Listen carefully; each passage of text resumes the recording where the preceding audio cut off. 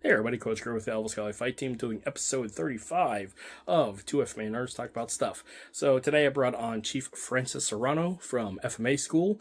He's also the owner of WakWak Co, which is a Filipino martial arts training weapon company. They specialize in foam weapons and padded sticks, which is really cool and makes things safer. So yeah, anyways, we got into a lively discussion about having Filipino martial arts specific and only competition events instead of like going to things like NASCA or other open karate tournaments, which we both had an interesting viewpoint on either. Anyways, it was a great discussion. You guys can figure out things that you like about it or otherwise, or have your own suggestions. Anyways, check out the episode. It's a great episode. And yeah.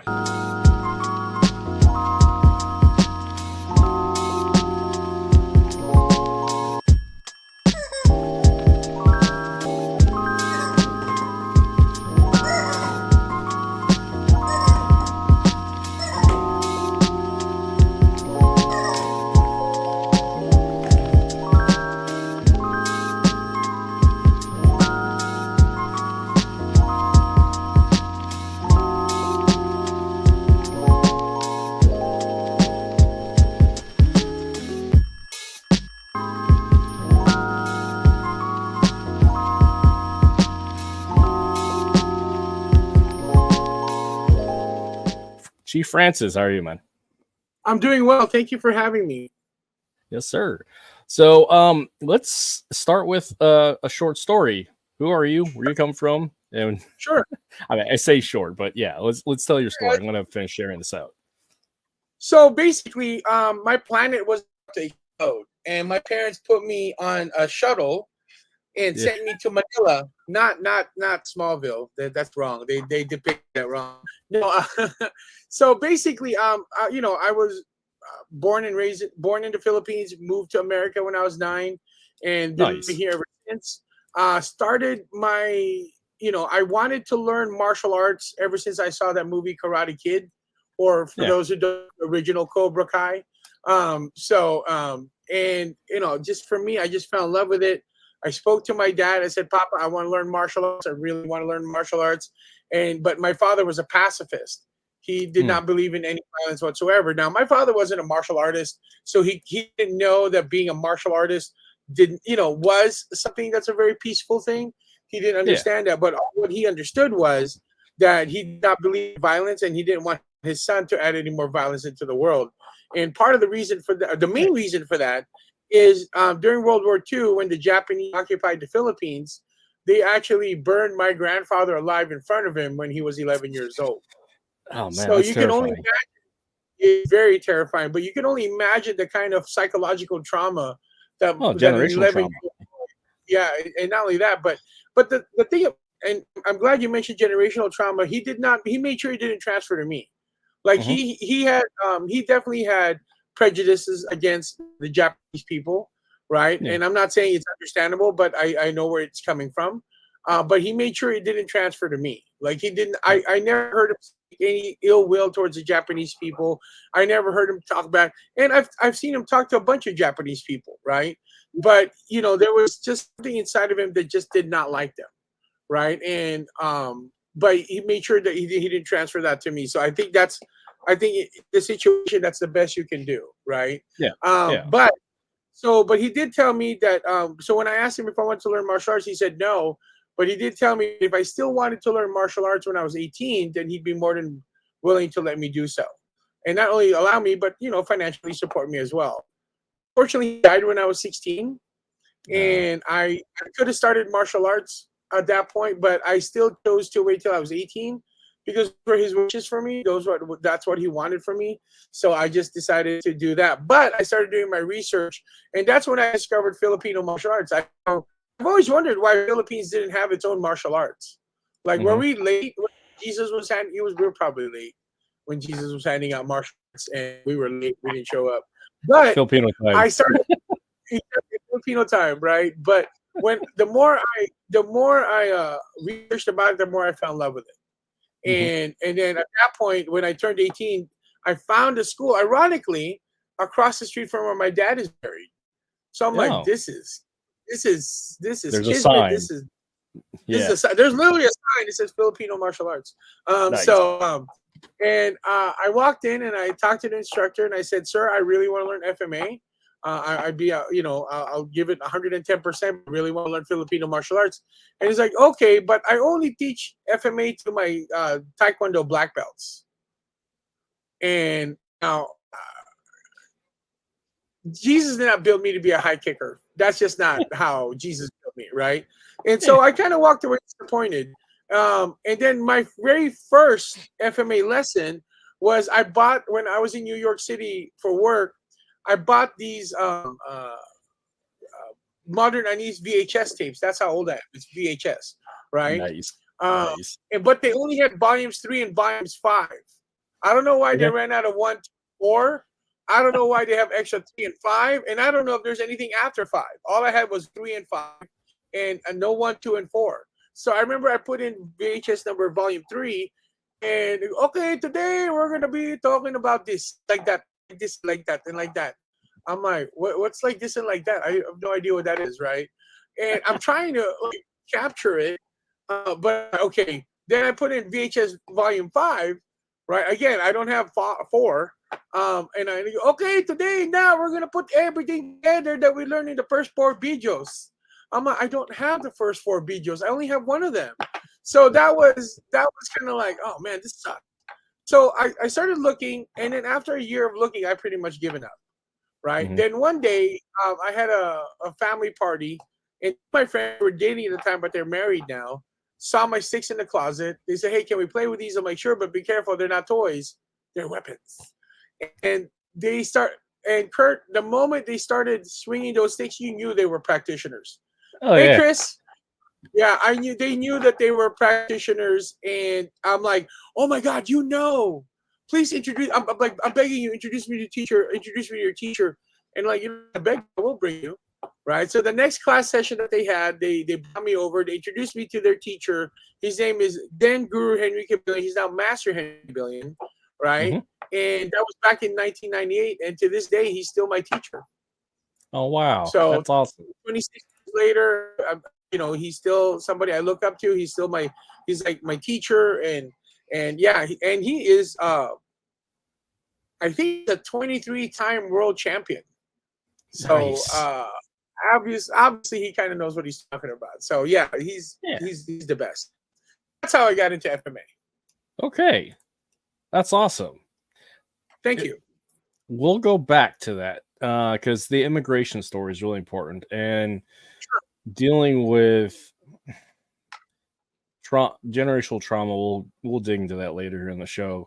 Sure. It's just it's so interesting that your father chose not to pass it on, because there's so many who default to hate and anger and rage having faced that. But it's beautiful that your father made the conscious decision to move beyond that and pass that love and betterment to you. So hats off to him, and may he rest in power.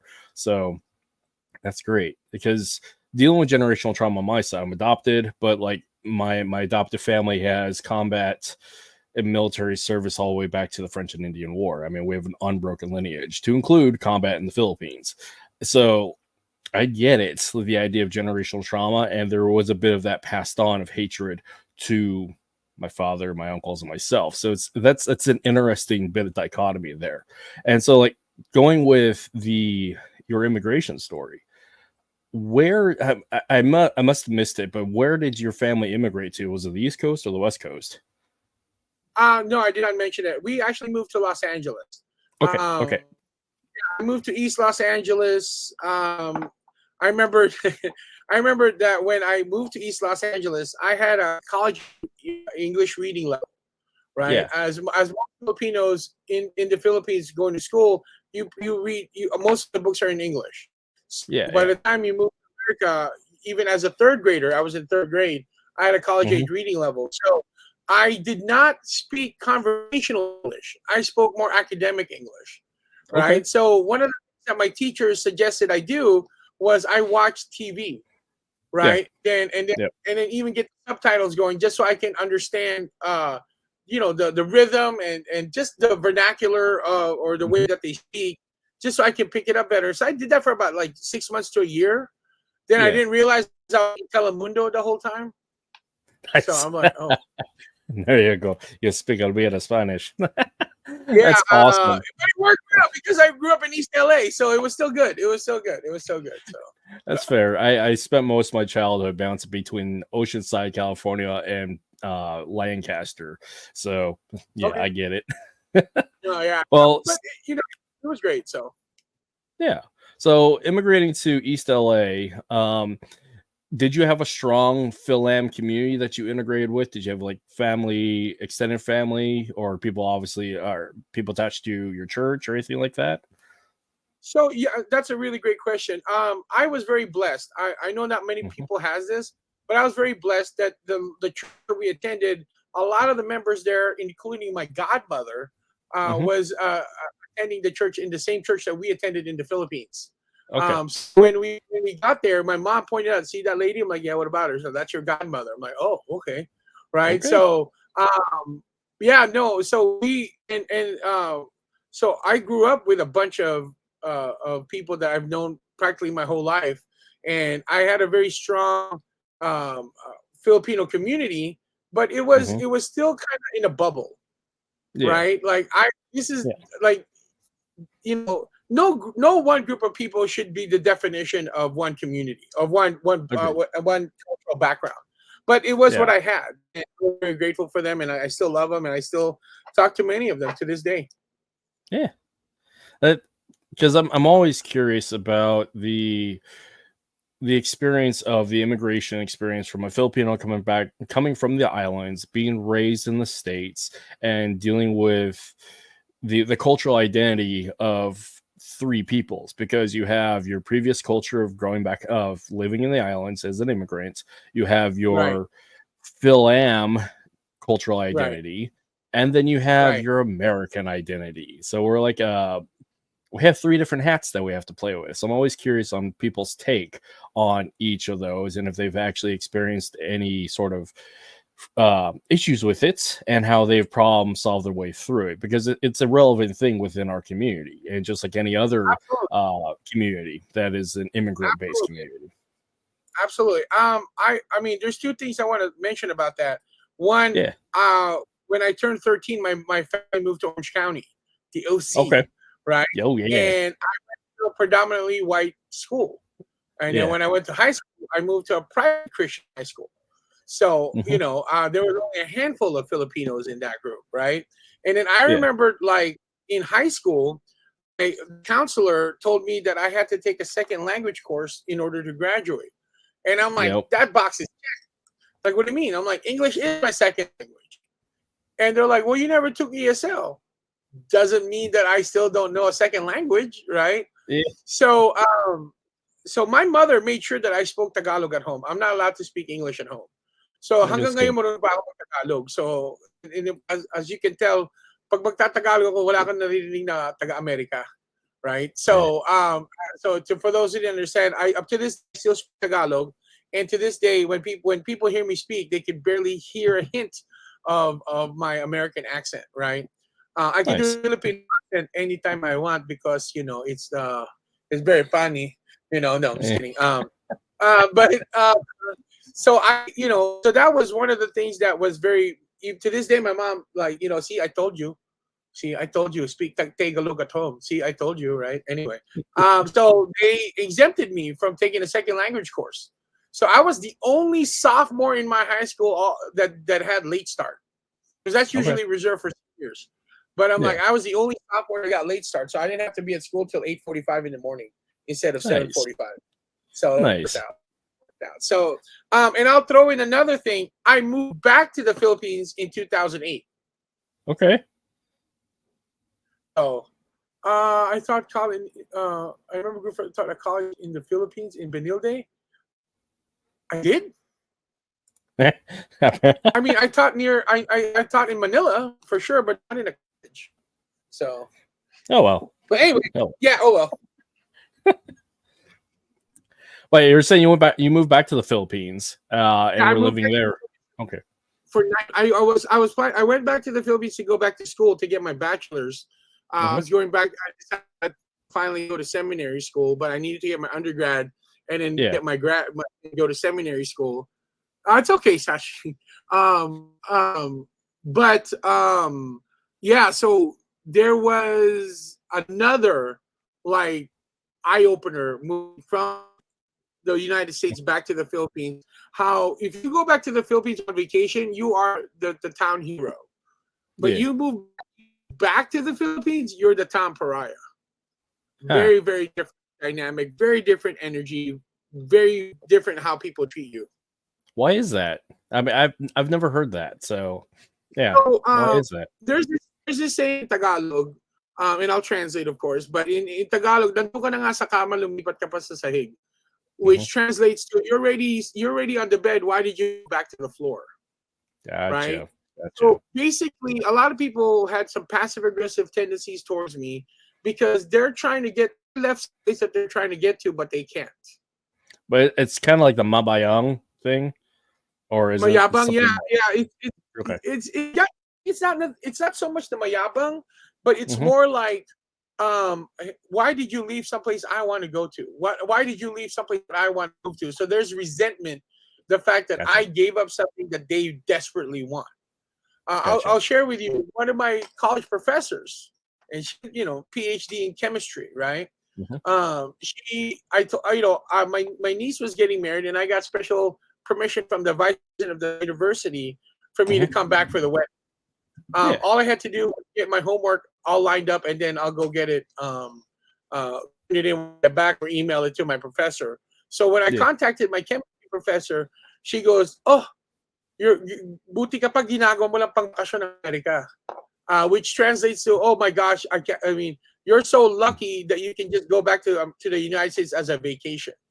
There was very passive aggressive energy towards that, very passive aggressive language to it, right?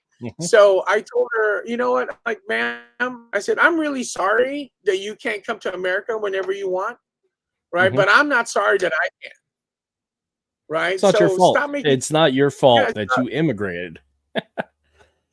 And that's the thing. I feel bad that they want to move to America, but they can't. But that's got nothing to do with me. That's beyond my decisions. But there's, even people at the church I went to in the Philippines, there was a lot of passive aggressive energy. Oh, I totally feel that because I'm adopted. My adoptive parents are very white, and I haven't been back to and so I wasn't taught Tagalog. I was I can understand it to a point, but I speak better Spanish than I do that. And also, I grew up around Samoans, so whenever I slip into accent, it's a Samoan Hawaiian pidgin. So, but the majority of the time, I code switch, and this is the tone and accent you hear all the time. This is the one everybody hears. It was really bad when I was in the Army because I had a Southern twang for a long time that took fucking forever to get rid of. But that's a whole other story. But point being is, I totally feel that the passive aggressive and sometimes overtly aggressive, because as soon as they hear the accent and ask, do you speak, and say no, it's like, well, it's not my fault. Now it's up to me to learn, which I'm in the process of learning.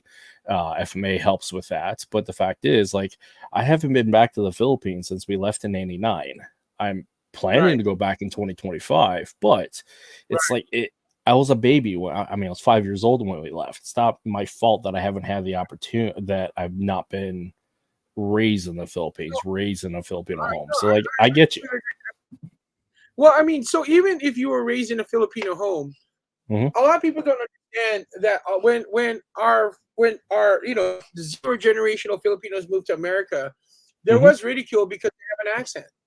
Right now, I was very fortunate because my parents used to own a business that sent overseas Filipino workers to the Middle East, and then before that we had a tour guide business. So we had a lot of foreigners always coming to our house because that's where my parents run their business. Right? So I practiced my English quite often, right? So I did not have the accent. And my parents did not have the accent. In fact, when I imitate them, I add the accent just because some people could believe that my parents were Filipino, right? They actually don't have. So I was very fortunate in that. But when other Filipinos they move to America, they're getting ridiculed because they assume that they're idiots because they have accents. I'm like, do you realize that these people speak 2 languages, and Yeah. you're calling them an idiot, Or right? multiple at that. So Yeah. languages. So that's why they didn't want. So they they make their kids speak to them in English so that they can practice. And Yeah. as a result of that, their kids don't learn how to speak Tagalog because they don't want their kids. They don't want kids to go through that. They don't want to. Yeah. They don't want their kids to experience that same ridicule and that same racism, overt racism, just because they spoke another language. They had another accent that spoke another language, right?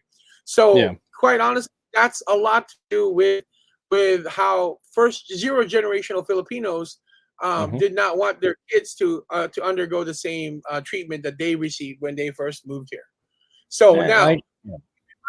keep in mind that in many other cultures, there's the Chinese, the Japanese, Vietnamese, right? There's Chinatown, there's Little Tokyo, there's Little Saigon. There is just recently that we have an area that's just Manila or Philippines, right? Yep. There is official Little Manila, right? There is no little Cebu. There's no little Philippines, right? There's none of that because we here speaking English, so we're able to integrate to the culture a lot quicker because of our capability of speaking English. This is not by any means the other cultures. What I'm just saying is we did not need to we integrated more into American society a lot quicker, but it does not mean we did not receive racism. It does not mean we did not receive ridicule. And that's a lot of why most first generational Filipinos don't speak Filipino or Tagalog or whatever dialect that they came from because their parents don't want to get ridiculed. Yeah. And this is a consistent immigration story that I hear with a lot of the Phil-Am community. And as an aside, I'm in my master's program, and it's a history program leading into like an ethnic studies PhD. And the thing that I'm constantly what I'm building up is some of the research, anecdotal, and also just primary sources about this issue about post-colonial identity, because there's a lot of younger and indigenous peoples or previously colonized peoples that have a lot of anger toward the colonizers, and for a lot of it, it's rightfully so. But there's a point that you can be young and angry, sure, but you got to grow out of it and do something positive with it. We'll call it post-traumatic growth, for example. You have to take that and do something by acknowledging what occurred, but also reintegrating it in such a manner that you create new culture that is positive, but it doesn't forget where it came from or the reasons why they have had to create that culture. But there's that mentorship as to dealing with that generational trauma, that the confused identity, and beauty, and building something beautiful thereafter. And again, I'm trying to collect stories as to people's process of how they've gone through it, because there's a younger generation that needs this mentorship. I know I did as a young Filipino. I agree with you, but I also I like to I'm a true believer in language. I'm a true believer that words have power. I went to seminary school, so words have power. So when we're calling people who came to the Philippines as colonizers, when really they're invaders, right? They're just those words alone changes like the look of it, right? They're Magellan was not a seafaring traveler; he was a pirate. He was there to steal stuff. Right. So I just want to be. I mean, those. I mean, I'm not saying let's still be mad at the Spaniards. No, they're not the people that's in Spain right now are not the people that attacked us. Right. The people in Japan are not the people that attacked us. I get all that, but to make sure that it doesn't happen again, we must not never forget what they did. Right. So one of my favorite stories about that was. The Battle of Mactan Island was April 27, 1521, right? And then the 500-year anniversary, we just celebrated it in 2021, right? So in 2021, Jollibee opened the very first Jollibee in Spain. Yeah. And then the opening was April 27th, 2021. And I'm like, that's how we're going to get the Spaniards back.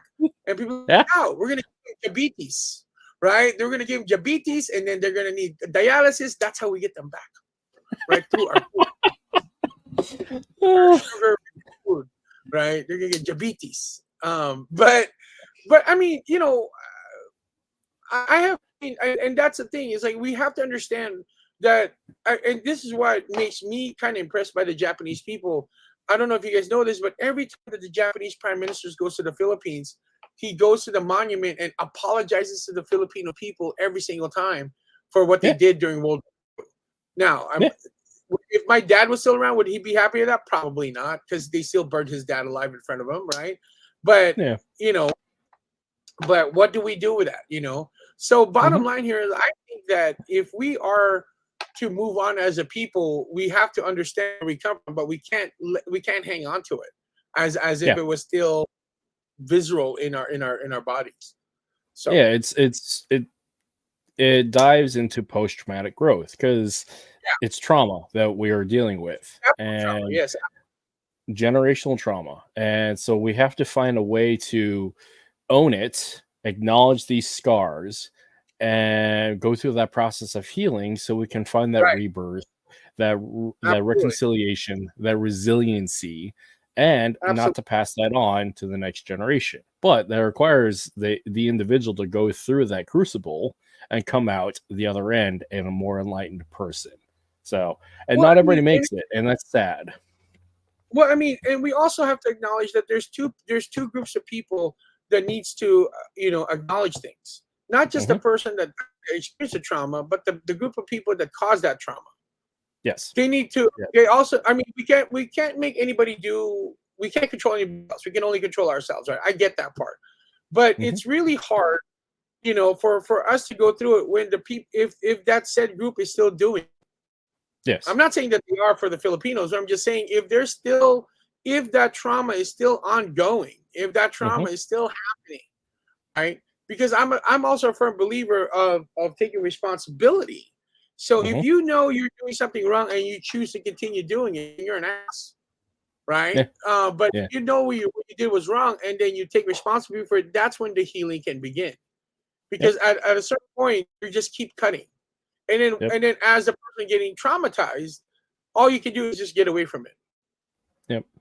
All you can do is just get away from it. So there is two things. Reactionary. If we're talking about, you know, moving forward as a community, both communities, right? There needs to be acknowledgement of what they did, and there needs to be some sort of reconciliation, an attempt to reconciliation on their end, and then, you know, and then it is up to us to accept that reconciliation so that we can move past it.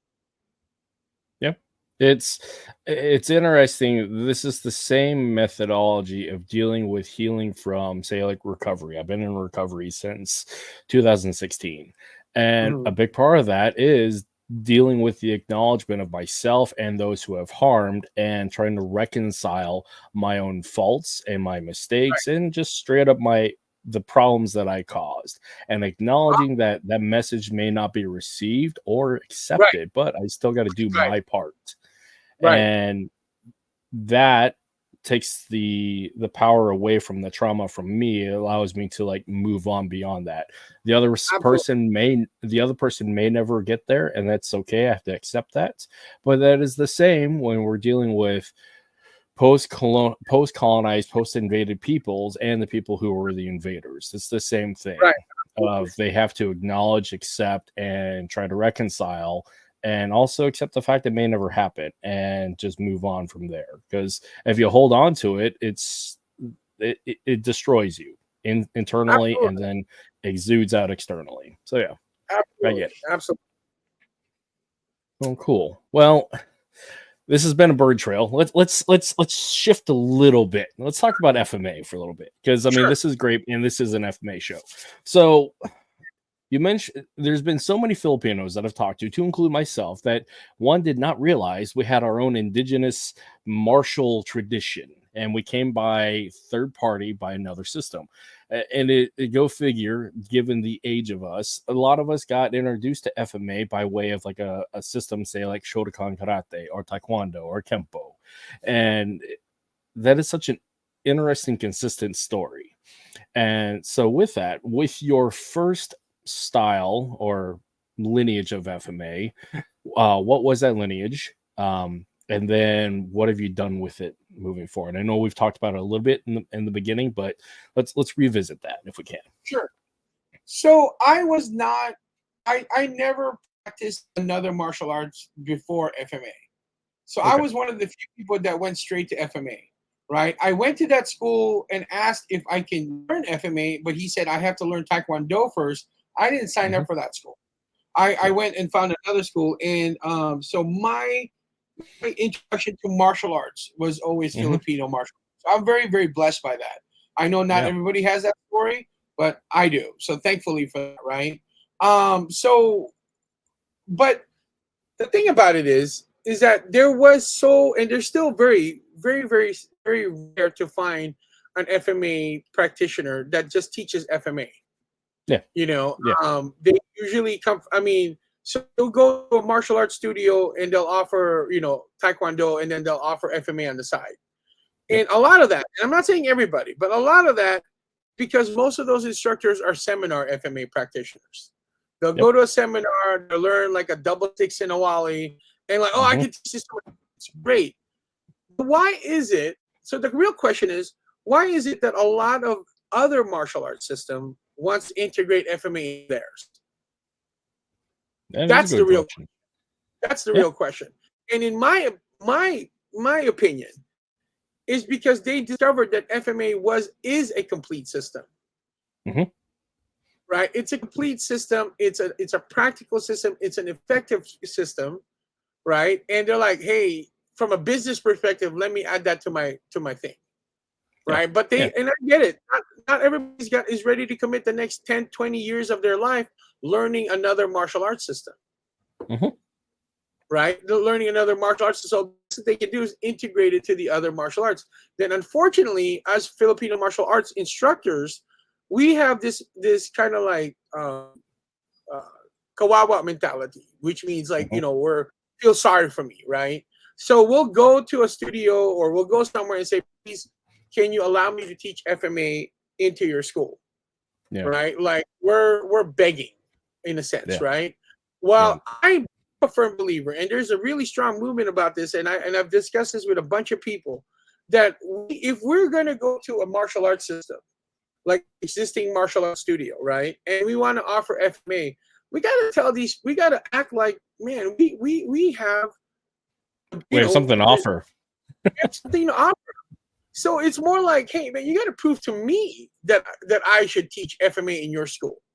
Yeah. I want to make your school a little bit better. I'm here to put your school on the map in the FMA world, right? Yeah. And now I'm not saying go out there and like, hey, prove to me why I should teach you. I'm not saying that, but we have to have that energy that, we've got a big stick and we really know how to use it kind of mentality, right? Instead of like, come on, guys, please, come on, please, let me know. You have to come in there with like, no, FMA is the shit. You know that this is the bomb. And yeah, I want to work with you, but I'm not going to take pennies on the dollar. Yeah. Right? Go ahead. You have to put worth into you so they'll see value in what you do. Gotcha. Well, nobody's going to put value in what you do until you put value in what you do. Yeah, I get that. Bottom line. So that's to me is the biggest like hurdle that we need to overcome as a Filipino martial arts industry. But this industry is poised. It is poised to really dominate the industry. Let me give you an example. I'm sure you use this, but because my corporate background is marketing, right? Yeah. So look at it from a demographic standpoint, right? What type of people loves FMA? Law enforcement people, military personnel, survivalists, right? So usually these are men who are between 35 to 45. Some are college educated, married, and have children, Mm-hmm. right? You know who else is in that same demographics? Firearms industry. Mm-hmm. Right? That's the exact same demographics. We're in the You tactical know, community. We're in the tactical community. Yes. no, I mean that's my point. We're not just the tactical community. You know, if we're talking about married men, Mm-hmm. right? That means that there's also an opening for us to female, female demographic businesses, Mm-hmm. right? So I'm not married. I'm still happy. No, I'm just kidding. I'm not married, but from what I understand from a lot of my married friends, right? Mm-hmm. They want to do FMA tournaments. They gotta make sure they get their wife's permission, right? Guys, don't lie. You know you need your wife's permission. You know you do, right? I've been married for almost 20 years. I get you. Yeah, that's why they all call them grandmasters, right? So wouldn't it be easier when you go home to your wife, to your spouse, your partner, and you have a pasalubong, a gift that is for women only, Mm-hmm. right? Tell me that's not a market that we're not tapped into, right? And so that means we can tap into the survivalist mentality, camping gear. You know, it's just the market is wide open. The market is wide open. What is interesting, because I've had this conversation also with a lot of female practitioners, mainly in the Krav Maga space, because I integrate with that a lot.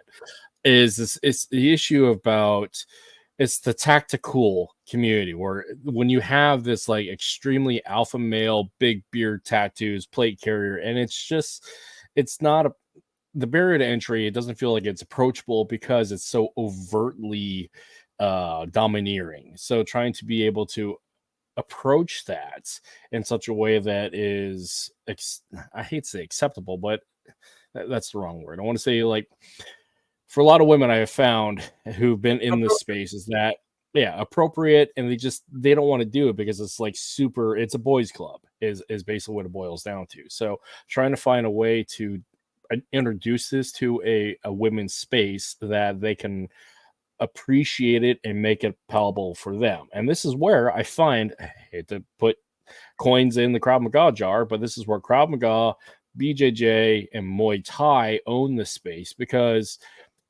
there is the literal, I hate the word empowerment, but there's the empowerment through capability, because they're able to compete. With FMA, it's just the mindset, the viewpoint, the perspective is beards, tattoos, plate carriers, middle-aged men stabbing the shit out of stuff, which, I mean, it's accurate to a certain demographic, but trying to bridge that gap, get past that stereotype, we have some work to do. So, well, I agree with that, and a lot of people don't know this, that Philippines was actually a matriarchal society before it became a patriarchal society, and that has a lot to do with Spain. Thanks a lot. But it's a matriarchal society. So, I think what we need to do is I don't want to water down the tactical factor. I don't think that's the right direction. I think we have to say that that women, we should empower. We should at least give the women the empowerment and the energy to be able to say, okay, you guys are alpha males, but I'm an alpha female. Yeah. You know, and that is, and I do agree that that's something we need to work on. We need to get that message out there. I'm not the person to deliver that message, because I'm a very alpha male person. But the bottom line here is that we gotta make this more accessible and approachable. Both male and female demographics. But part of that also is we gotta accept that we are in a male-dominated industry. We are in a male-dominated subsect of martial arts. But we got to make this a little. I mean, the truth of the matter is, martial artists, we're a special breed, right? Yeah. Like, what's our definition of fun? Hitting each other. Yeah. Right. That's our definition. Hitting each other up. That's our definition of fun, right? So bonding through violence. Yes. Exactly. Bonding through trauma, whatever, right? So, but it's just not for everyone. It's not that for everybody. I feel like you and Bob, but the group has to be like bring me to. 100%. 100%. Yeah, 100%. 100%.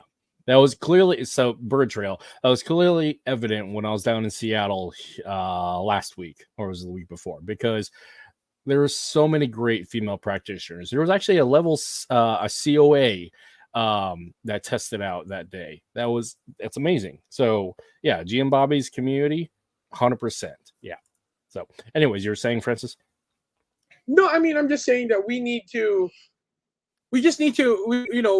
understand that not everybody's into martial arts, and then the men that we are bringing that are attracted to FMA, their spouse may not be.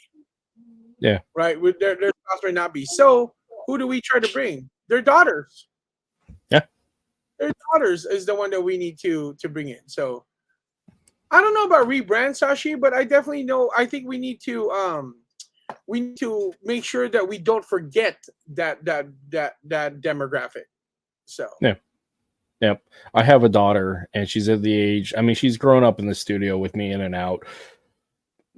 Yeah, she just has, and I mean, I adjust things based upon age and circumstance and whatnot. But really, what I've been doing is taking her to jujitsu with me and her brother, and then I add stuff to it, such as the edged weapons, because she's at an age that this stuff really is imperative for her to learn, versus my son that is still fun and playful, but for her the violent imperative is very apparent. So there is a different intensity and intention there, but in the process of doing that, it builds that resiliency, that confidence to based on capability, but also the reality check of this is the reasons why you got to do this. So absolutely.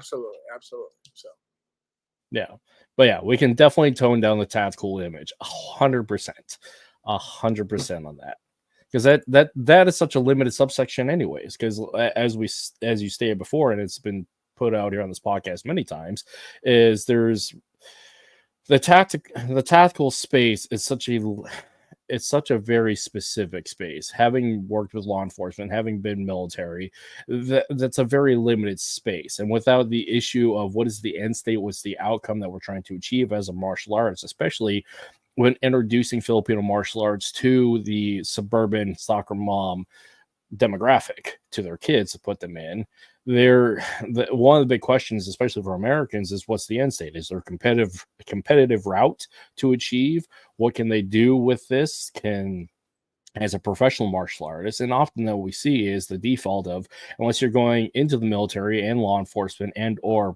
personal security, that's a very specific pipeline to go through. Or you go as a culture bearer, which a lot of FMA practitioners, instructors end up being as a culture bearer, which is a beautiful and important thing. But as for the competitive route, this is where this will either be a segue into WEKAF, is this issue of what is the competitive route to maintain these skills and make it approachable for kids being introduced to martial arts. Because Taekwondo, sport karate, jiu-jitsu. Okay. What I was saying is the end state for combat sports is competition. So with FMA, for that demographic leading into WEKAF, what are your thoughts of creating a competitive outlet? Well, I mean, WEKAF and has been around since 1989, right? Yeah. And I think before it was Narrafil. So the competitive. Kurt froze for a second because he's in Alaska. He's frozen. So part of it is we needed something that was something that we could test our skills and still be able to go to work on Monday, right? Yeah. That was the biggest hurdle that we needed to face. But then now, how much do we water down, or how much do we make it PG? So that it's acceptable to parents, right? It's acceptable to parents. So there's two ways of thinking here. We can think there's these group of people that says, I don't want my kid to get participation trophy. Yeah. Great. But then sign them up for full-on fight, stick fighting. Oh, but that's too violent.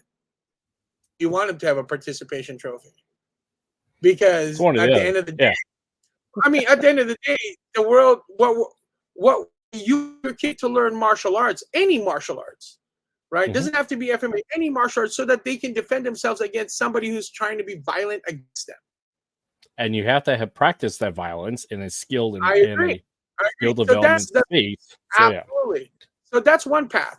And then there's the other path that, okay, let's make it pleasing to the eyes. Let's make it pleasing to the parents. So and this is what, WAKEF, is doing a really great job of that. We're saying, why can't we have both? Yeah. Right. So right now, the most parent friendly style of competition is padded sticks. It's padded sticks 100%. competitions, point sparring, right? Yep. Fighting, it's easy to judge, it's easy to score, right? Those are the things that we're kind of looking to do, right? And so if we want our parents, if parents want their kids to be in that competitive field, right? Then this is kind of like the gateway to it, right? Now, if your kid goes, "Hey, I want to do the other stuff," well, then that's a conversation you can have with your kid, and that's no longer demographic; that's individual decision making, right? Yeah, because So, I don't know if there's a youth route for Dog Brothers, not yet, at least. well, I mean, nothing to disparage the Dog Brothers, but is Dog Brothers? What was their purpose of putting the dog during those dog events, right? Was it to grow the art as far as sports is concerned, or to test their skills? It's higher level of consciousness to higher contact. So testing their skills under, there's that. So they never designed it to be in a parent friendly competitive setting.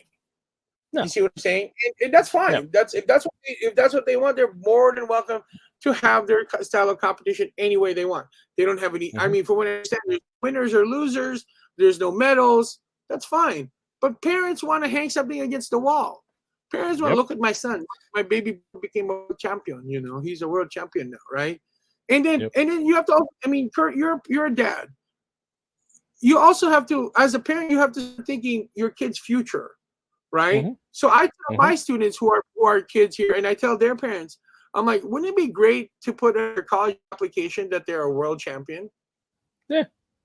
Like how many people can say that? How many people can get their college application, and then the person who's reading it is gonna read, oh, this is a world champion, he's a world champion, she's a world champion, she's a world champion. No, everybody can say that.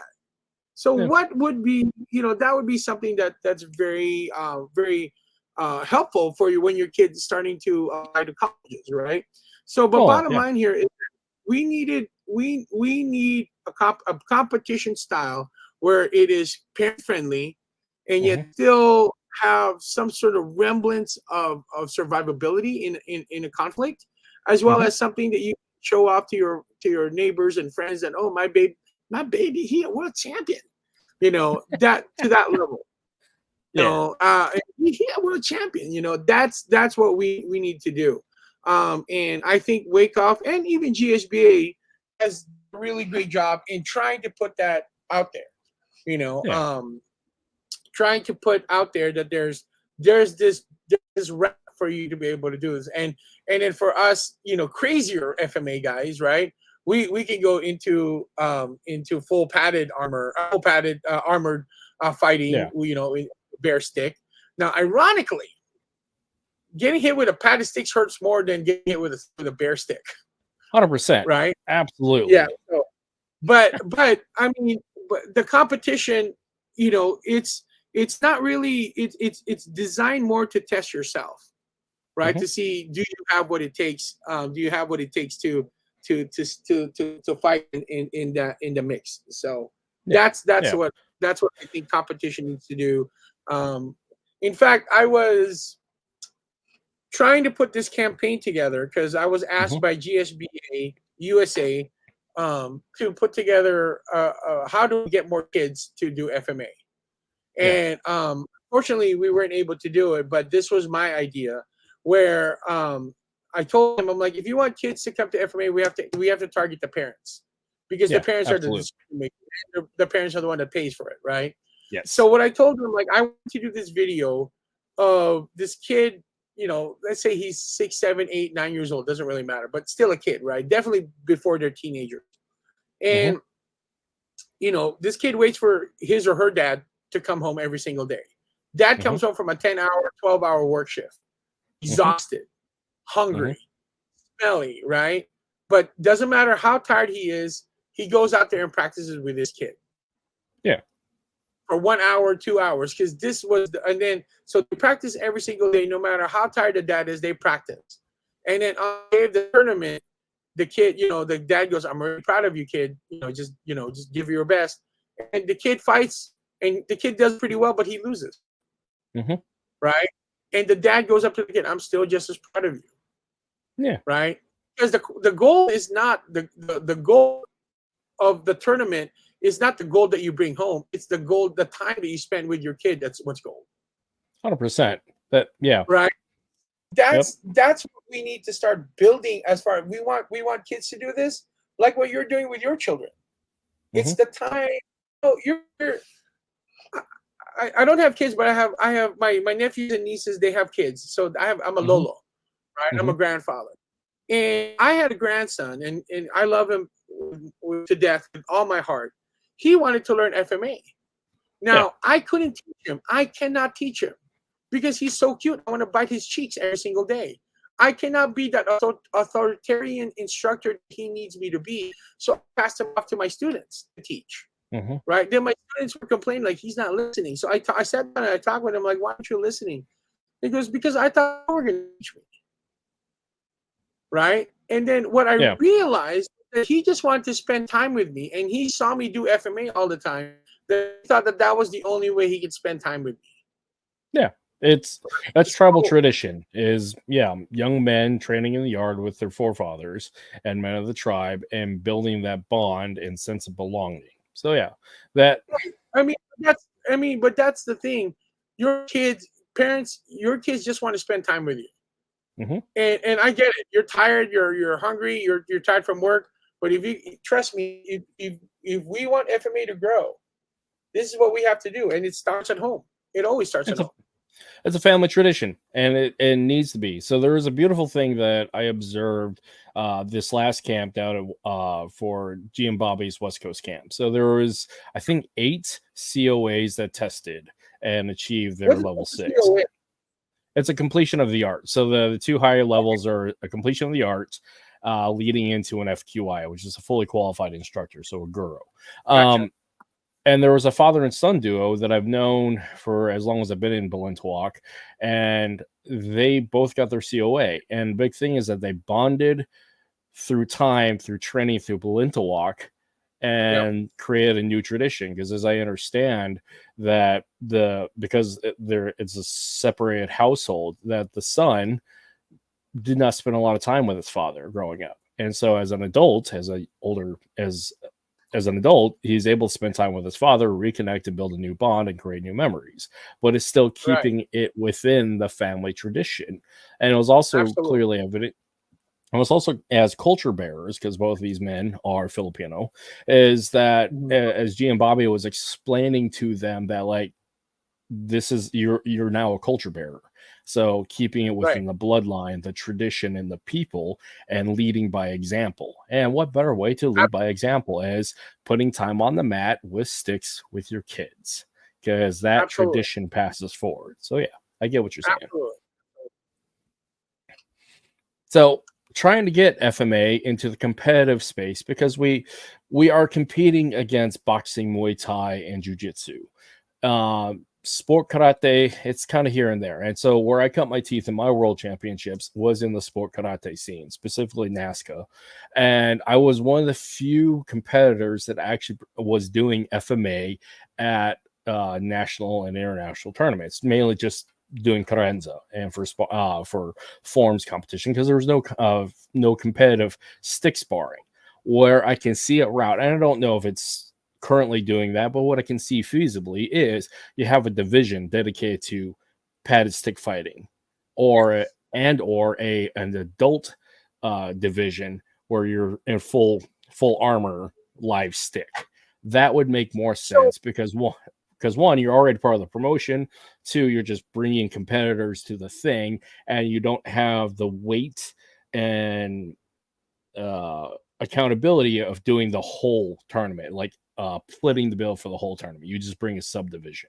And I think that is one of the ways that FMA can break into that. I don't know if they are, but I'm saying feasibly, theoretically, that makes sense to me.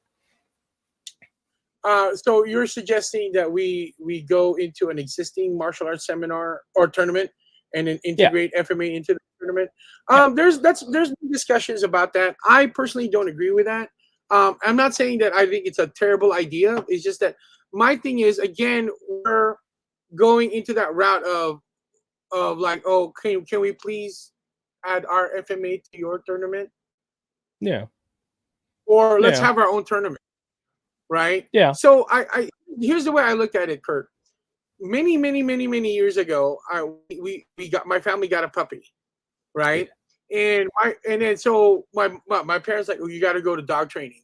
I'm like, I already know how to go to the bathroom outside, Mom. I don't need to go to dog training. No, I'm talking about the dog, stupid. I'm like, oh, my bad. So the first one of the lessons that the dog trainer taught us is like, if a dog runs away, never chase the dog. Yeah. Because the dog thinks that they're having the best time with their owner when they're running, right? So if you want your dog to come back to you, run the opposite direction, because then now they'll try to follow you. Okay. Yeah. That's how I look at promotion of FMA seminars and tournaments, right? Yeah. Let's not try to follow the karate, taekwondo, kung fu direction. Let's blaze a path of our own. No, it's okay. Then let them come to us, right? So now, would it take longer? Yes, but then we dictate. We have the controlling power. We are the ones that says this is what we're going to be showing, right? Because if we go somewhere else, they have to think, and it's only logical for them to think this way. We have to think about, we don't want to make this, maybe this is what they're saying. I don't know if they're saying this. We don't want to make this too violent because it's going to scare away the parents. Maybe. Yeah.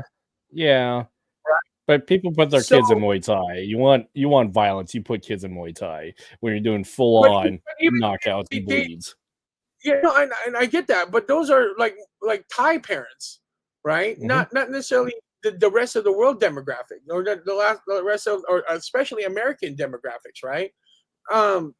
My point here is that we can then dictate how we want FMA to be showcased and how we want FMA to be shown, and what divisions we want to show it, right? Yeah, I get that. And I get that. So that's why I'm a firm believer. Let's blaze our own path. So I'll give you an example. Even within the FMA community, there, the people I work with, because I was at one point the WEKAF USA marketing director, and then I was the GSBA USA marketing director. My job was to promote FMA, right? But one of the everybody was so hung up on was charging spectator fees, right? And I'm like, why do we pay the venue? You got to pay the venue. You got to pay the promotion. You just got to pay. No. I'm sorry. No, I'm sorry, Kurt, not to disagree with you. Yes, we have to pay the venue, but how many people do you think are going to attend a tournament? 50 people? Depends. Right? Yeah. So, no, I've been to many tournaments where it's basically 20 to 30, the max 50 people as far as spectators concerned. They're not there to compete. They're not there to coach. They're just there to support their loved one. Right. Yeah. The average cost of a spectator is anywhere between $5 to $10. So let's go on the expensive end, right? I'm sorry, I'm not that kind of Asian. I'm going to bust out a calculator. If we have 50 people, $10, right? That's $500. Yeah. Right.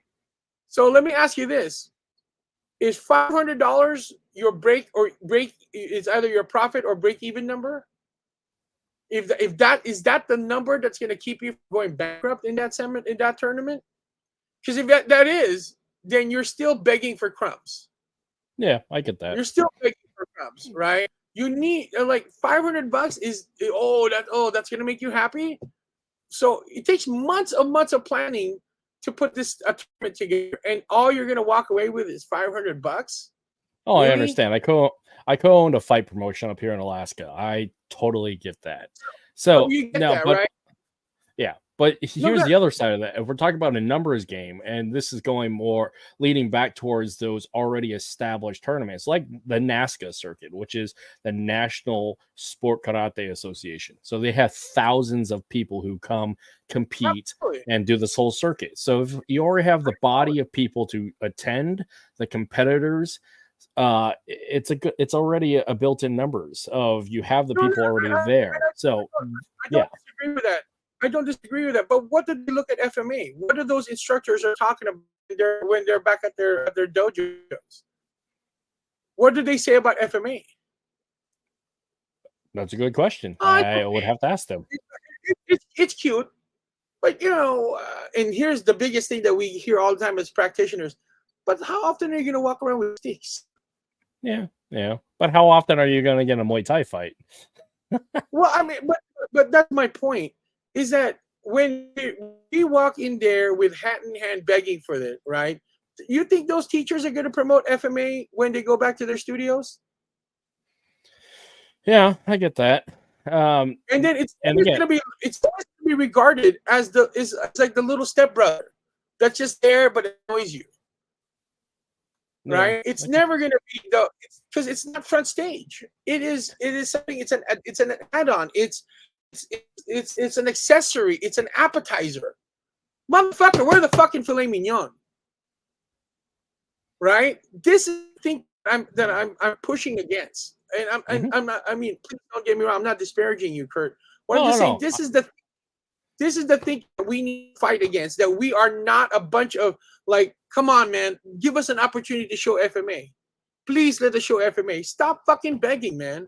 FMA is the fucking filet mignon with the lobster on the side. It's a surf and turf with a halo coming for dessert. All part of the package deal. Right now I'm hungry. Now now I'm starving. Thanks a lot, Kurt. But that's what I'm thinking. That's what I'm thinking. So if we FMA, and this is why I don't charge spectator fees. Right? As a Filipino American, I want to invite my entire village to watch compete. Oh, but I have to pay $10 a person? Filipinos are cheap. Who's paying? Who you paying? You paying? I'll go if you're paying. So, let me just share this. I have 5 nephews and nieces, their spouses. That's 10 people right there. Yeah. Right? I have 13 grandkids. That's 23 people right there. There's my mom and my sister. That's 25. Right? So just to get them, just that people that I just mentioned, it's going to cost me $250 for them to get there. Wow, I did that math that quick. It's going to cost me $250 for just my family to show up. Right? And that's just my immediate family. My mom is one of 12 children. I have like 50 cousins, like 30 grandkids, nephews and nieces, and 13 grandkids, right? I mean, we don't have a family, we're a family forest. Right? When God told my grandparents to multiply the exponent, there's a lot of us. You think I'm going to invite every single one of my members? No, because it's going to cost me $10 a person to come in. Right? It's too expensive. So by having free for everybody, I'm going to invite the entire freaking village to show up.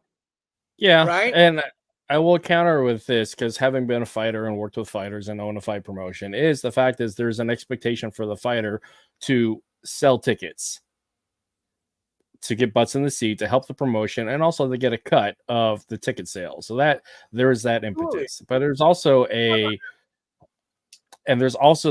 national standard of competitions, especially within like boxing, Muay Thai, Jiu-Jitsu, MMA, like these proper fight promotions. There's an expectation that you pay to come watch, because one, it supports the fighters, 2, supports the venue. That is just the model and standard. That is what is expected. So to run against that it's counterintuitive. Yeah.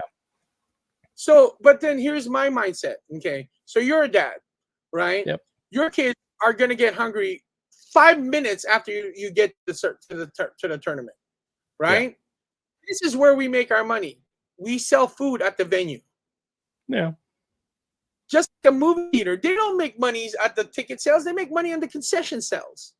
Yeah. Right? That's why popcorn that's why popcorn is so is cheap to make, right? It's really cheap, so their profit margin is ginormous, right? So we want people to come in. We want as people to come in. We sell concessions. We sell raffle tickets. That means we will make more money off the person than if we were to charge them an entrance fee. Yeah, I can see that, but I can see that to a point, yeah. And so, and then they're going to be making money over and over again because they're going to keep eating and they're going to keep buying stuff. Yeah. Right. So, and then so part of the things that's also that seems like counterintuitive is that people charge one price for one division, another for a second division. Right. So, but what's the tendencies? Fighters will only sign up for divisions that they are comfortable with. Yeah. Right? Because why would they pay for a division that they know they're going to lose? Yeah. Just plain logic, right? Well, I charge one price, unlimited division. You want to sign up for one division or you want to sign up for all 5? You can. There's no extra charge. So then the mindset of the fighter goes, well, I might as well. I've always wanted to try that. And now since I already prepaid for it, why not? Let me try it. Right? And that ends up happening. The fighter stays there the whole day. Fighter stays there the whole day. The family stays there the whole day. Yeah. Right? Yeah. So that's where okay, and then they're going to want food. They're going to want to see the sponsors. They're going to want to see all these people. That's part of the strategy that I have, right? To really promote FMA, right? Is to make a viable business in a sense where we're going to get more and more people wanting to do this, getting more and more eyes to see this, right? And this is where go ahead. I didn't mean to cut you off. Now, if we're talking about 1,000 spectators, then we can talk about charging people the entrance fee. Because now, 50, that's not enough to break even. So right? Because now we're talking. So what this sounds like is the difference between a competitive event versus a cultural event. Because where I'm seeing this exemplified in the Filipino community space is it's a culture-bearing event, or there is competition. Say again.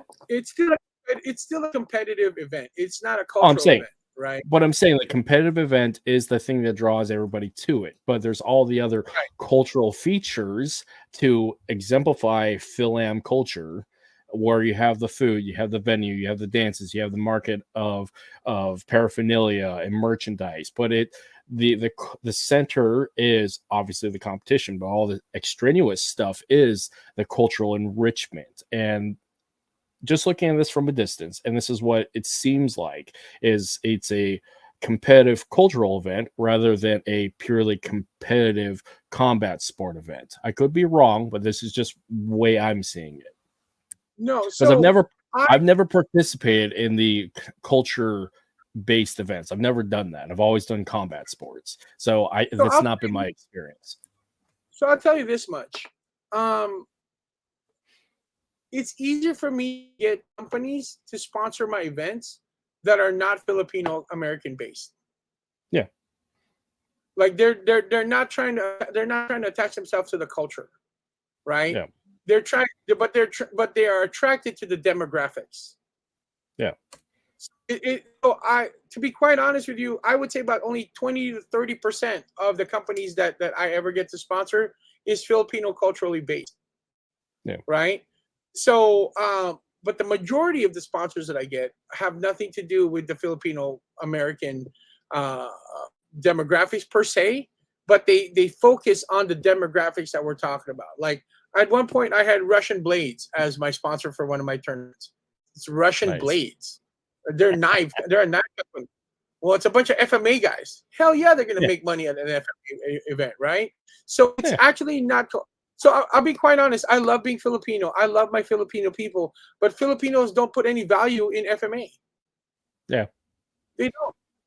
They don't. They don't think it's worth it. I mean, I literally had this one company. I'm not going to say their name, but I literally had this one company that makes Filipino barongs, right?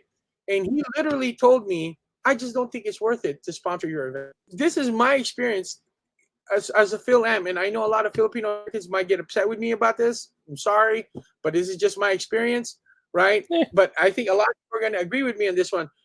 Filipinos tend to be its own self-destructive mode. You know, Crap we hop don't mentality. exactly. So we don't you know, instead of like propping each other up, we have a tendency to tear each other down.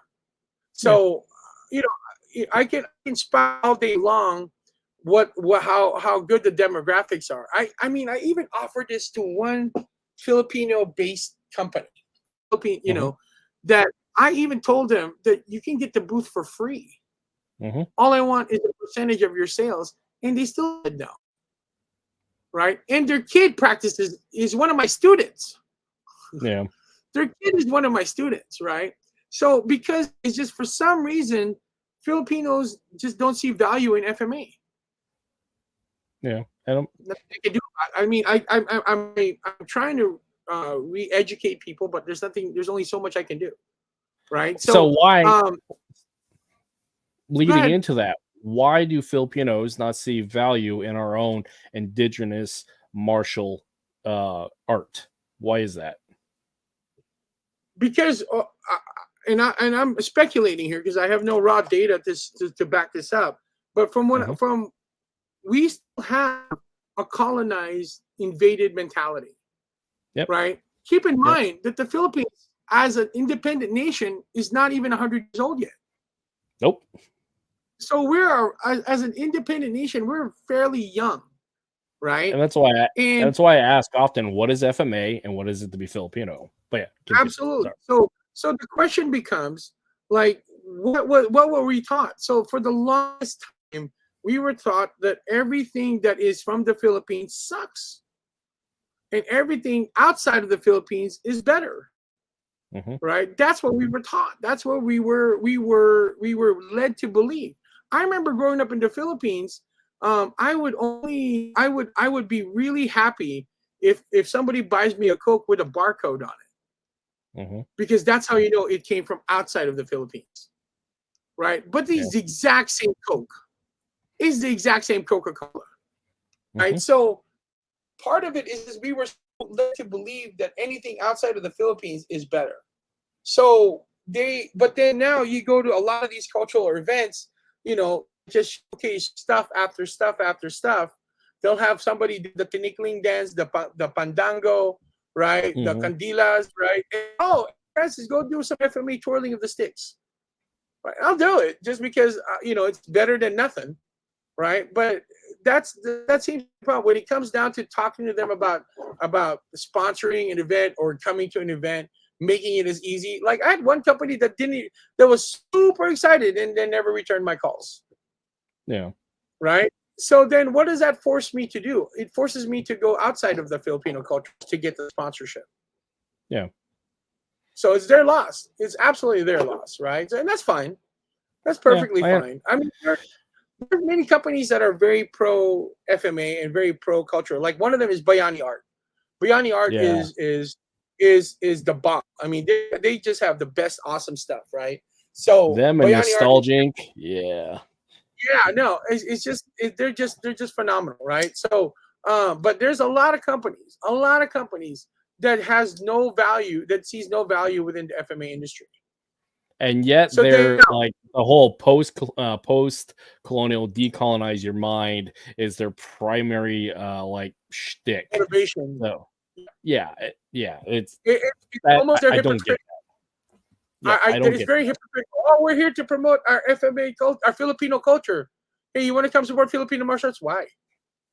Why would I want to support that? That's the mentality. So when destroy the colonizers, but not use our own martial art. Yeah, exactly, I don't get that. I don't absolutely get that. So for me, you know, if let me just say this publicly. Any Filipino American or Filipino based company that wants to work with me, reach out to me. I'll be more than open to discuss things with you, right? But I'm not targeting Filipino American companies anymore because of years and years of me trying, and it's hitting nothing and getting nowhere. So I'll be more focusing now more on companies that are outside the Filipino American community. The Filipino American community is always welcome to participate in my tournaments, in my seminars. They're always welcome to. But I'm not begging anymore. I'm not trying. I shouldn't have to convince my fellow Filipinos how important Filipino martial arts is. I totally agree.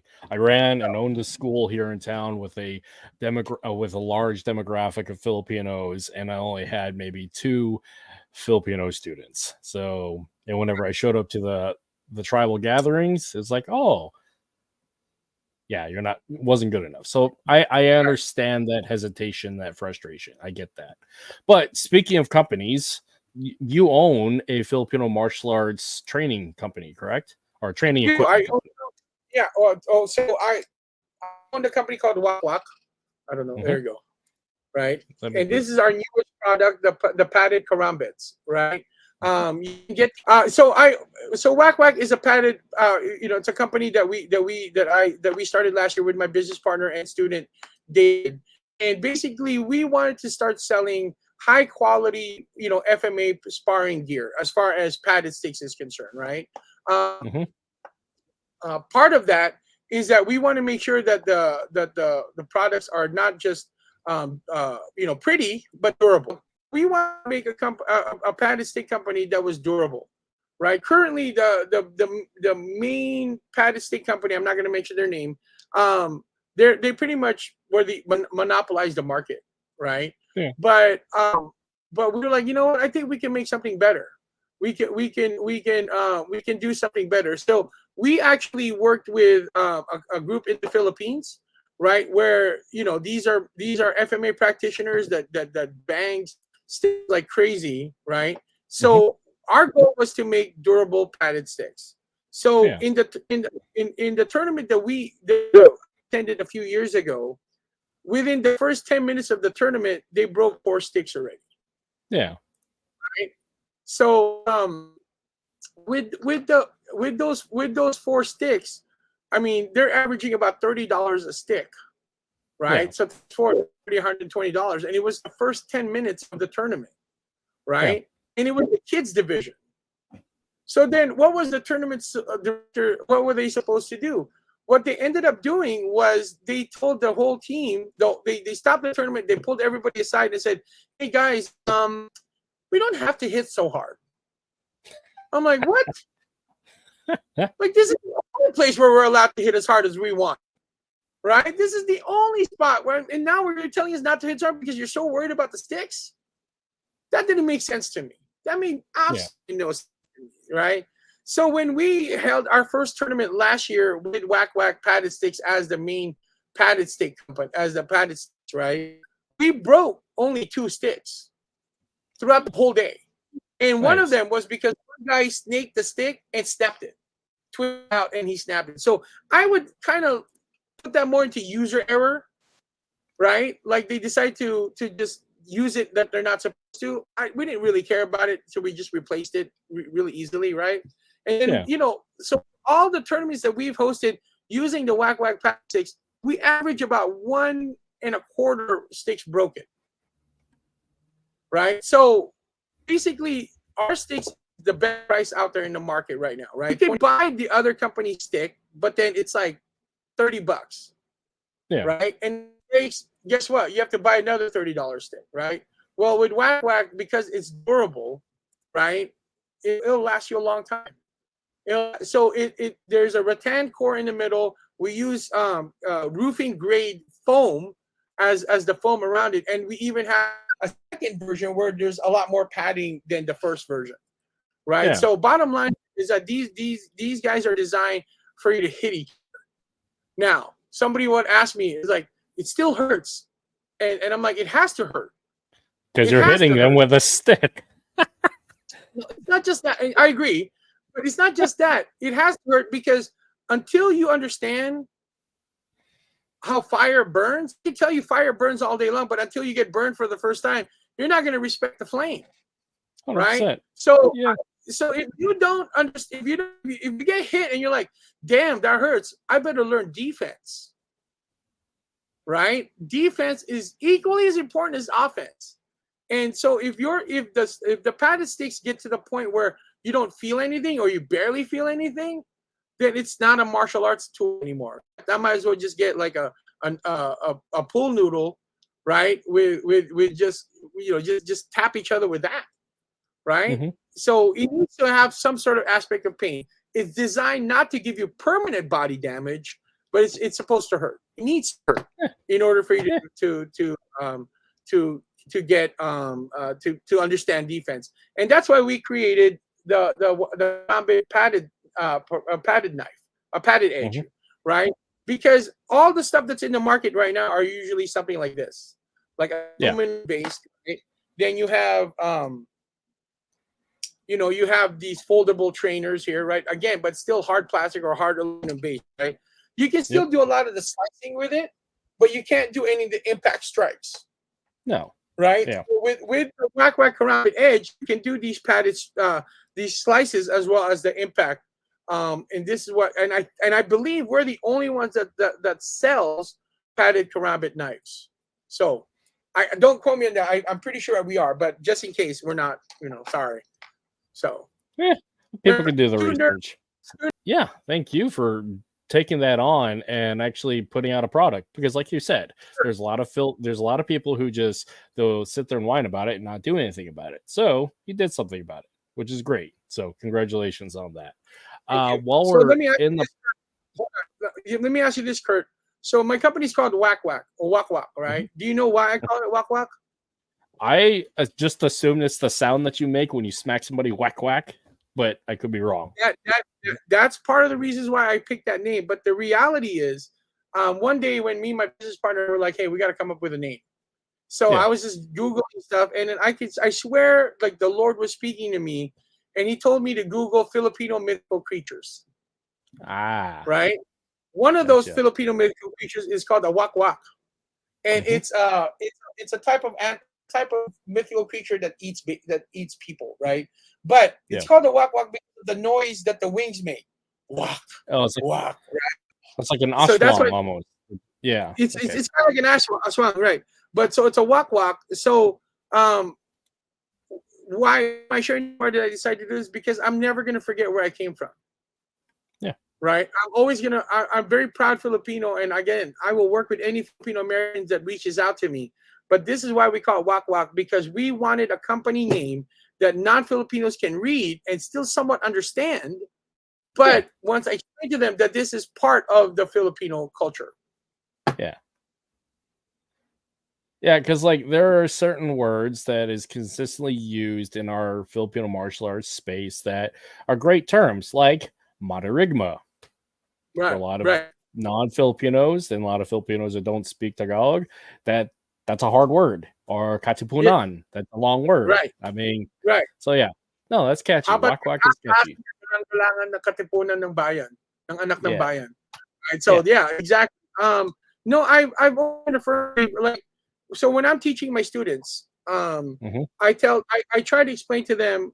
I use the terminologies that are used within the Filipino martial arts language, right? So, but most of them don't understand it. So I have to find ways to have them be able to understand it. So, do you know that? I'm sure you know this. The training drill called the sombrada. Right. It's basically sombrada means shadow, and it's every Filipino martial arts system practices it, right? But basically, it's two people. You strike, you block, you counter, right? You strike, you block, you counter. You're shadowing each other, right? Well, for non-Filipinos, they might not know what sombrada means, right? It means shadow. It's we're shadowing each other, like shadow boxing, right? But for them, so that they can remember it, I said, just keep in mind that sombrada, it takes two people to do this drill, right? You need some brada to do this drill with you. Right? So there you go. That's how I connected to my students. So stuff like that. We think you think I'm gonna this way. No, we think differently, right? So and then so then I tell my students exactly. So I tell my students there's three predominant ranges in FMA: Largo, Media, and Corto, right? Well, what do you call when there's more than two people doing Media? Kurt, call that?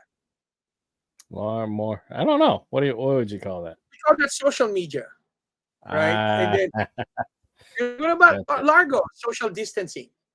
And then what about Porto? You just get COVID. You just die. But as I joke about it, guess what? They remember it. Yeah. Right? They remember when I say media, social media. Oh, Chief is being funny. Yeah, but then they remember it. Sombrado. Oh, I need some person to do this. Okay, that makes sense. That makes total sense. I always try to make sure that people can understand the Filipino word. So that's why the name WakWak came about, was because I wanted people to be able to understand it, read it, and then still, for those who are in the know, understand that I'm still connected to my culture. That's awesome, because like the problem with we find in, I will say, some of the exploitive Filipino martial arts adjacent methods that's just straight steal and strip, is that they'll strip out all of the indigenous terminology and just say, hey, this is FMA, or this is not FMA, but it's clearly FMA. I won't name systems, but the fact is that's a theme that exists. I was actually, my family lineage is subject to that, because my adoptive grandfather was a Marine Raider, saw campaigns throughout the Pacific, got training at some point from a Filipino, probably when he was in Hawaii doing his jungle training with the Raiders. But when he came back from campaign and was teaching this edged weapons method to my father, uncles, and etc., he stripped out all of the indigenous terminology, if there was any in the first place. So I totally get that. And it was appropriation. It's just straight up was. But find a reconnect by inserting FMA back into it in the indigenous terms. I've reclaimed that, but also like create something new. But we see that a lot when you have where you see people who just exploit and take and not give acknowledgement to where it came from. But it's FMA, because there's a certain look and feel that everybody knows that they know that that's FMA. So absolutely. So I've always been a very proponent that anybody and anyone can train FMA and be a teacher of FMA, as long as you respect the culture that bore it, right? So, but that comes from the teacher. That definitely comes from the teacher. So for me as an instructor, I make sure that my students understand that that you can learn FMA without learning the culture, but you'll only learn 50% of it. Yeah. Right. So one of the most exciting things that I was able to do recently was I was able to go to the Battle of Mactan Island site. Right. Nice. I went there with one of my students, and a lot of people don't know this, and I think people should know this, or maybe people know this. I don't know. There, they put a statue of Lapu-Lapu, and it's spot Magellan died, but behind that, there's a shrine or some sort of something that was built by the Spaniards 3 years after the people of the Battle of Mactan, the Spaniards that died, right? It's called Gloria Española, which means glory of Spain, right? And but basically it was to commemorate all the Spaniards that died on the Battle of Mactan Island, right? I don't know if you can see that on my there you go. So that was just a few weeks ago, right? So directly behind that is the Gloria Española shrine, right? Yeah. Now this is where it makes Filipinos, we're such a badass, right? So they put a shrine to commemorate all the Spaniards that died, and the Filipinos put a statue of the guy that killed them right in front of them, with his back turned to them. He's like, "Kiss my ass." That's essentially what they did, bro. That's essentially what they basically said. Yeah, you built a shrine there. We'll put a statue of the guy that killed them, right? So that is so badassery right there, right? So and then the Doce Pirates headquarters, me and my student Raymond, we got to train at the Doce Pirates headquarters. It was just such a treat for us to be able to do that. But then to breathe the same air. To especially when we were at the headquarters, to stand on the same mats, to touch the walls of the same people that a lot of FMA greats came from. That is connection. That is connection. So it is the 100. If your student is not connected to the FMA culture, it's the teacher's fault. Yeah, right. It's absolutely the teacher's fault. For me, my students. No, we got to learn. We got to understand where the art came from, the culture that it came from. I mean, if we think about it this way, right? A lot of FMA systems, not everybody, but a lot of FMA systems are not very hard. Like as far as like hard martial arts, they're not very hard. They're very soft, right? Yeah. So they're they got to go with the energy. Like a lot of the redondo movements is sobrado movements is going with the flow, right? Flowing, right? And I had a student who was training in FMA in another system, but came over to me, right? And he goes, "Why do we do it that way?" I said, "Well, I mean, I have no hard data to back this up, but I'm just speculating, right?" I go, "We are an island people. We are, right? And what we probably see quite often, hurricanes, typhoons, right? But after the typhoon, the palm tree didn't fall. It bended, but it didn't fall. Yeah.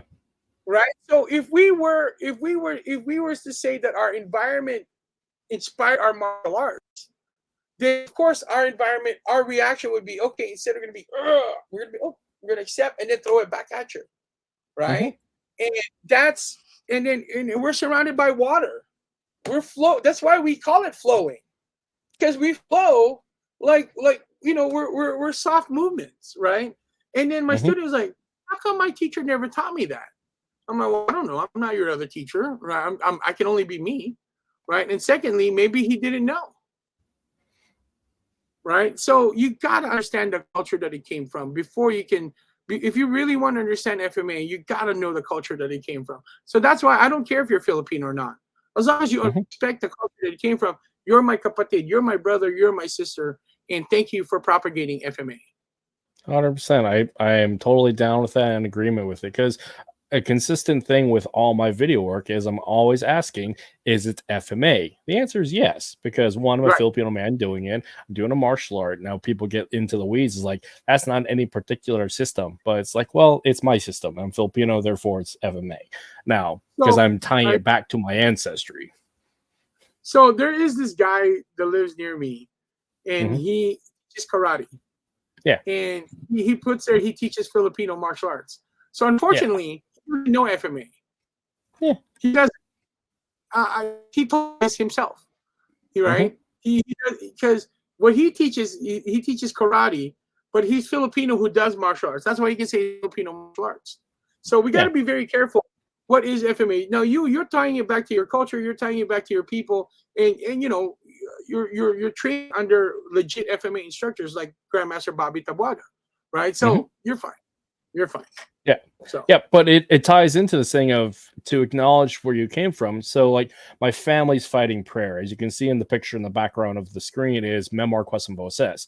Loosely translated from Latin is remember who you are. So, and teaching the origins of what we're doing is one, we have to have a strong sense of self, but we also have to acknowledge where this came from and at what cost. So absolutely, that's the biggest one, the cost. Yep.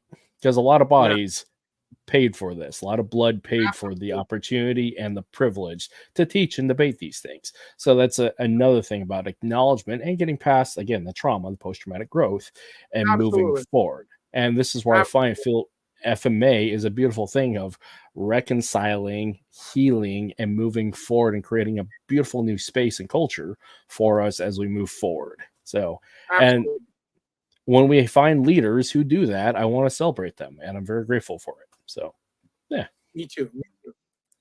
Yeah. So we've been at this for almost 2 hours. Do you have anything you want to close out on? Because this has been a great conversation, and we really didn't talk about FMA, but we kind of did, but we didn't. So we kind of did. So I do want to say is, if you guys want to buy WakWak.store, 2 Nerds 15, you get 15% off any one of your orders. Is that we're also trying to bring the next World Championship back to the United States. The WEKAF World Championship back to the United States.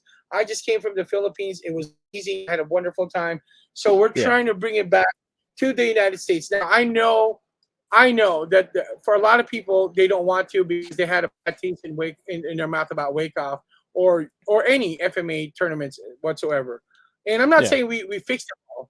What we are saying is I'm working with a group of people that's trying to bring the WEKAF World Championship back to the United States, and we're making some changes. And I think that once you see them and once we start talking about them, I think that you guys will agree too. All we're asking, just give WEKAF another chance. That's all we're asking for. I'm down for it because I mean I like fighting. So and this is just another avenue of fighting. So I'm all for it. So this is during the team competition. So yeah, this right here. Yeah, this is the team competition. My student, that's Raymond. He's fighting France, right? And I'm like, I thought they were gonna do parkour. Oh, guess not. They're doing FMA. Right? So they're great guys. Great guys. They're great guys. They're awesome. They're brothers and sisters of mine now. So this is actually not my student. The guy who's fighting in red, his name is Ryan. He's a member of student of Grandmaster Erwin Mosqueda, right? But we lost our third, so we needed a third, and Riley was kind enough to participate in our team fighting. But yeah, it was a huge tournament, guys. We were there from 8 a.m. to 9 p.m. every single day, and they had 4 rings running the whole time. Yeah, that's awesome. It was a lot. It was a lot of fighting. So 3 days of it. So that's great. I like I said, I need to go back to the Philippines. The plan is in 2025 if everything lines up. So yeah, it'll be going home, honestly, because I mean, reconnecting to where I was born and reconnecting to the people, and also I'm going to get beat up by GM Bobby at World Camp. So I mean, it's all the way around. Yeah. So yeah, but yeah, Francis or Chief Francis, I really appreciate you coming on here, man.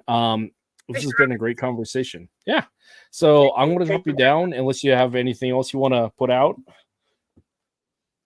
No, I don't. It's just Oh, sweet. Well, homie, let me drop you down. I'll do our outro and just hang out in the lobby. Yeah, sweet. Well, everybody, that was a good set of 2 hours. We covered a lot of ground. And as much as say that this is 2 FMA nerds talking about stuff, the FMA part, is the vehicle of which we're talking, but we talk about way more things than just fighting, way more than just Filipino martial arts, because there's so much more to talk about. We are more than just. So I'm glad everybody hung out with us. Glad everybody spent the time and grateful for them sharing this conversation with us. And yeah, if you have any suggestions for the show, anybody who wants to come on, just reach out to me. I'm more than happy to have a cool conversation, meet a new person, and create a new friend. So yeah. Anyways, bye.